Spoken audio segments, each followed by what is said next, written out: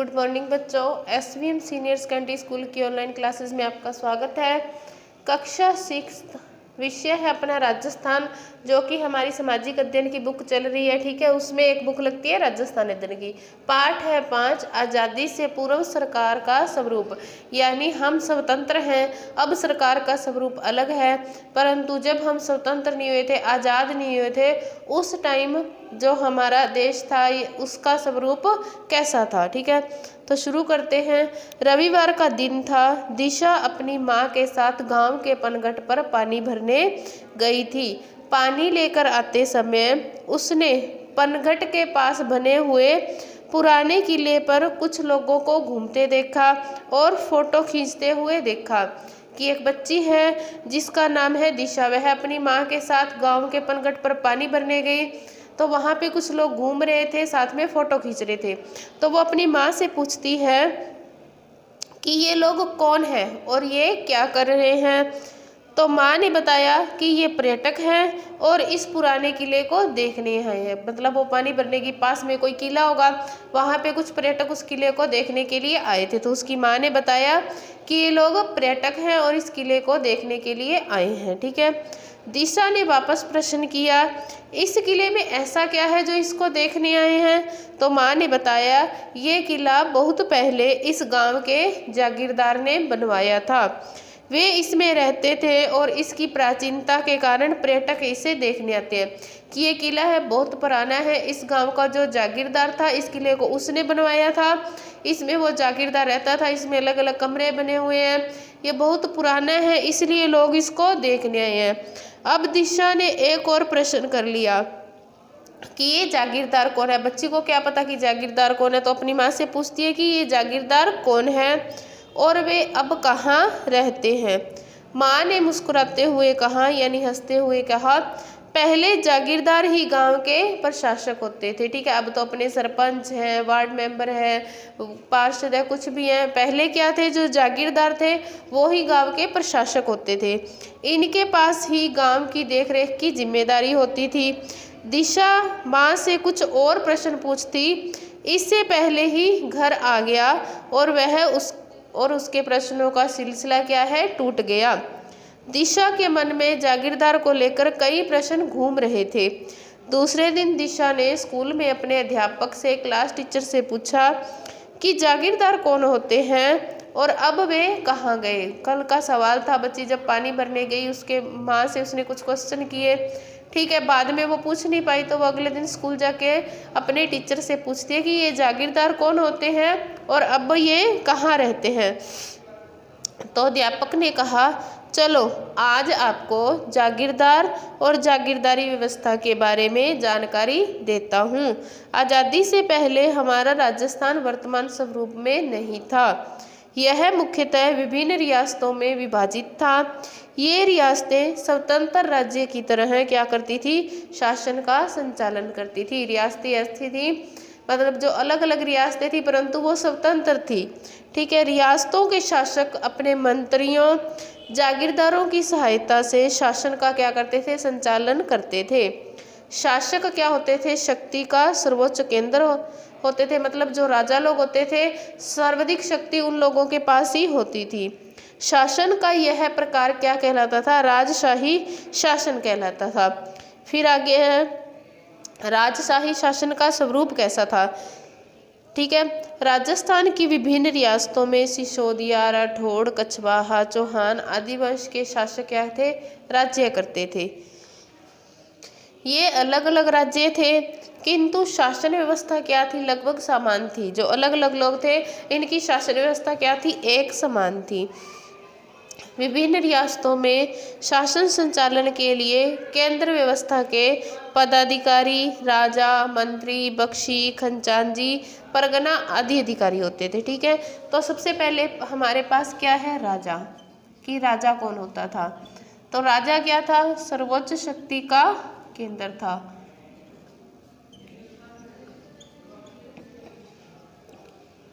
ठीक है, सबसे ज्यादा अधिकार किसके पास होते थे, राजा के पास होते थे। ठीक है, राजा क्या था, सर्वोच्च शक्ति का केंद्र था।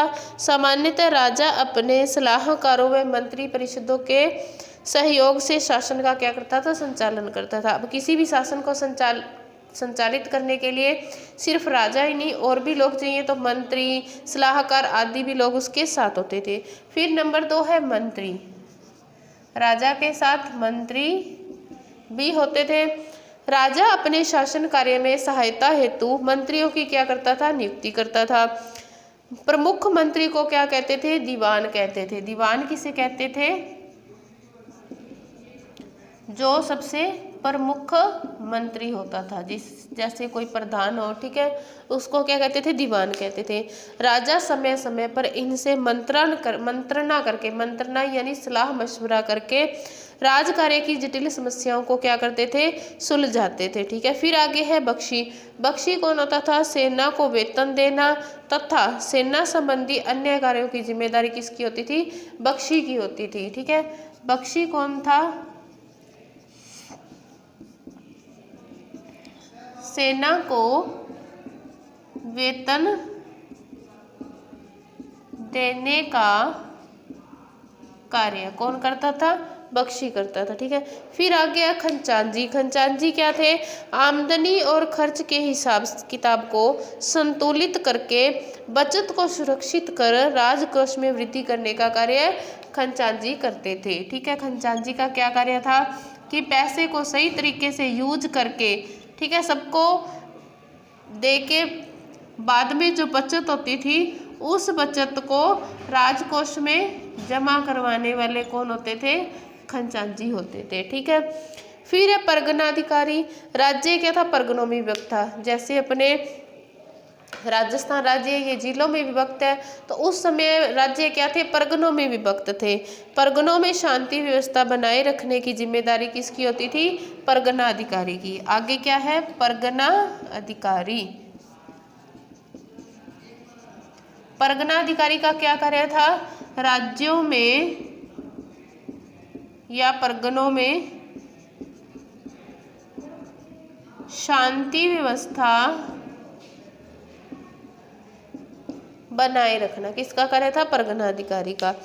ग्राम राज्य की क्या थी, सबसे छोटी इकाई थी। ग्राम का शासन ग्राम पंचायतें करती थी, यानी ग्राम था वो सबसे छोटी इकाई थी और इसका शासन ग्राम पंचायतें करती थी। फिर आगे जागीरदार व्यवस्था।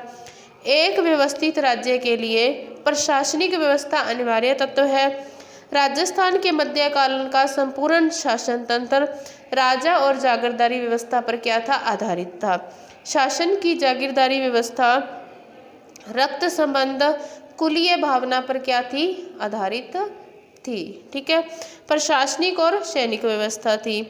मतलब जो भी राजस्थान की जागीरदार व्यवस्था थी उसमें जो भी ये रक्त संबंध और कुलीय भावना पर आधारित प्रशासनिक और सैनिक व्यवस्था थी। मतलब अगर किसी को सैनिक बनाया जाता तो कुल देखा जाता, उसकी जाति देखी जाती थी। ठीक है, राजस्थान में जागीरदार व्यवस्था का मूल तत्व था राजा की मृत्यु के बाद बड़ा पुत्र राजा बनता था। मतलब ऐसा था कि जब राजा मर गया तो उसका ही पुत्र, सबसे बड़ा पुत्र ही क्या बनेगा, राजा बनेगा। राजा अपने छोटे भाइयों को जीवन यापन के लिए भूमि आवंटित करता। भाई बंधु को दी गई इस भूमि का स्वामी क्या कहलाता था, जागीरदार कहलाता था। मतलब राजा अपने भाई बंधुओं को कुछ भूमि दे देता था जिससे कि वो अपना जीवन यापन आसानी से कर सके, और उस भूमि पर जिसका अधिकार होता था वो क्या कहलाता था, जागीरदार कहलाता था।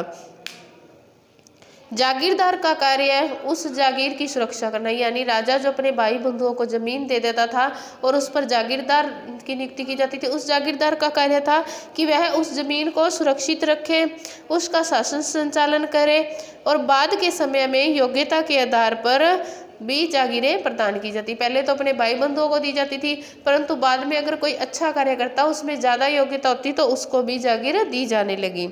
फिर है जागीर व्यवस्था का प्रारंभ। ये कैसे हुआ, जागीरदार व्यवस्था का प्रारंभ कब हुआ, इस संबंध में अब तक कोई भी निश्चित मत नहीं बन पाया, लेकिन राजस्थान में इसका विकसित और स्पष्ट रूप राजपूतों के शासनकाल से प्रारंभ हो गया था। कि ये जो जागीरदार व्यवस्था है यह राजस्थान में कब प्रारंभ हुई, तो ये हुई राजपूत काल से। राजस्थान भूभाग पर राजपूतों की विभिन्न शाखाओं ने अपने राज्य क्या है स्थापित किए। जो क्या है इनकी रियासतें कहलाई। रियासतों की सुरक्षा व शासन व्यवस्था के संचालन हेतु शासकों ने जागीर व्यवस्था क्या की, प्रारंभ की। फिर है जागीर व्यवस्था का स्वरूप। राजस्थान में यह रक्त संबंध पर आधारित थी कि जैसे कोई राजा है, उसका मामे का लड़का, चाचे का लड़का, जो भी उसके रक्त संबंध से आधारित थे उनको ही जागीरें दी जाती थी। राजा महत्वपूर्ण प्रशासनिक पदों पर जागीरदारों की क्या करता था, नियुक्ति करता था। राजा था जो जैसे अलग अलग पद बांट देता, उन पर जागीरदारों की नियुक्ति कर देता। राजा और जागीरदार का संबंध स्वामी और सेवक के नहीं होते थे, मतलब राजा और जागीरदार स्वामी और सेवक नहीं होते थे, बल्कि ये भाईचारे पर आधारित होते थे। ठीक है। फिर है मध्यकालीन जागीरदार व्यवस्था के स्वरूप में परिवर्तन। मुगल काल में मुगलों से संधि के कारण शासकों की जागीरदारों पर निर्भरता कम हो गई। ठीक है। मुगल काल में जब संधियाँ हो गई तो जागीरदारों पर यह निर्भरता कम हो गई। शासक मुगल मनसबदार बन गए और उन्हें मुगलों का संरक्षण प्राप्त हो गया। इससे शासक जागीरदारों के साथ स्वामी जैसा व्यवहार करने लगे। ठीक है। पहले क्या था, वो भाईचारे वाला व्यवहार करते थे, परंतु धीरे धीरे जब इस जागीरदार व्यवस्था में परिवर्तन आया तो क्या किया, उन लोगों ने स्वामी जैसा व्यवहार करने लगे कि हमने तुझे जमीन दान की है, हम इसके स्वामी हैं। प्रारंभ में जागीरदार युद्ध व शांति के समय राजा को अपनी सेवाएं देते थे, मतलब कभी युद्ध होने वाला होता, किसी और देश से झगड़ा हो जाता, तो ये जागीरदार उस समय आके अपनी सेनाएं उनको दे देते थे। लेकिन मध्यकाल में सेवाओं के साथ व्यवस्था क्या है, निर्धारित कर दी गई, जिसका उल्लेख जागीर पट्टे में किया जाता है। मुगल शासन प्रणाली की कुछ व्यवस्थाओं का प्रभाव क्या है, राजस्थान पर भी पड़ा। मुगलों को देख के राजस्थान के राजाओं ने भी अपनी सैन्य व्यवस्था में कुछ कुछ परिवर्तन करने शुरू कर दिए। रियासतों में अपने प्रशासन और परगनों में क्या है, विभाजित किया गया। अपने शासन को परगनों और ग्रामों में बांट दिया गया, किसने, राजाओं ने। ठीक है। फिर आगे है अंग्रेजों का शासन। पहले था हमने मध्यकालीन जागीरदार व्यवस्था देखी, अब हम देखेंगे कि अंग्रेजों के समय कैसा शासन था। अंग्रेजी राज्य की स्थापना के साथ ही भारत प्रशासनिक दृष्टि से दो भागों में विभाजित हो गया। पहला ब्रिटिश भारत और दूसरा रियासती भारत। कि जब अंग्रेजी शासन हो गया तो उस समय भारत को दो भागों में बांट दिया गया। ठीक है। किस किस में, नंबर 1 बांट दिया ब्रिटिश भारत में, ठीक है, और नंबर 2 क्या कर दिया, रियासती भारत में। ठीक है। तो दो भागों में बांट दिया। ब्रिटिश कालीन भारत केंद्र शासित प्रदेशों व 11 प्रांतों से क्या था, बना हुआ था। क्या, जब ब्रिटिश काल का भारत था उसमें क्या थे, केंद्र शासित प्रदेश थे और 11 प्रांत थे। सभी प्रांतों के क्या थे, अलग अलग गवर्नर थे, जो कि भारत के गवर्नर जनरल के प्रति उत्तरदायी थे। मतलब जिन गवर्नर जनरल की नियुक्ति की गई वह भारत के गवर्नर जनरल के प्रति उत्तरदायी रहेंगे। 1857 की क्रांति के बाद ईस्ट इंडिया कंपनी का शासन खत्म हो गया, मतलब अंग्रेजों का राज खत्म हो गया। कब, 1857 की क्रांति के बाद। अब भारत के प्रशासन का सीधा नियंत्रण इंग्लैंड के ताज व संसद के नियंत्रण में आ गया। लॉर्ड कैनी को गवर्नर जनरल के साथ साथ भारत का क्या किया गया, प्रथम वाइसराय भी नियुक्त किया गया। किसे, लॉर्ड कैनी को। अंग्रेज सरकार द्वारा विभिन्न अधिनियम पारित करके भारत का शासन संचालन क्या है, किया जाने लगा। ठीक है।